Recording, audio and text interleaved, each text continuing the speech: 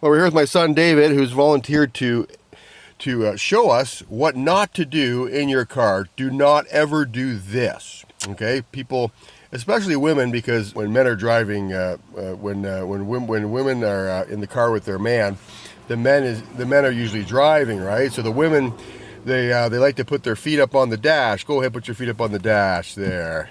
All right, or even put their feet like flat on here. Put your feet flat on there. Now, I happen to know a friend who was driving down the road, and his wife had his feet up on the dash like that.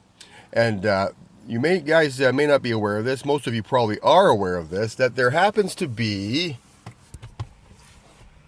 an airbag in there.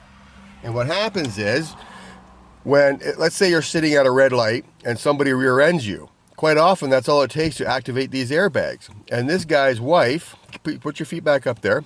This guy's wife, the guy got rear-ended at a stoplight. This guy's airbag went off, and this lady's feet snapped back, all the way back. They missed her head, snapped back, and didn't stop until they were back here. Broke both of her hips. She had to be rushed to the hospital.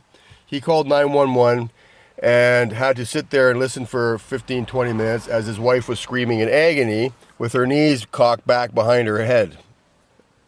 That will happen because the force coming off of that airbag is enormous. Now, what also could happen here is, you put your feet up on the dash like they were, right? And that thing goes off and it comes back and it can slam into your face.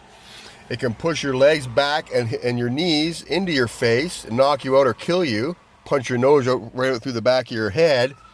I mean, believe it or not, this is not uncommon. So never do this in your car. Don't put your feet up on the dash. Don't put them up against that panel there. Don't put them anywhere up here above the floor. The floor was made for your feet. The dash was not. Never do this. Arrive alive. Arrive alive. Bye-bye.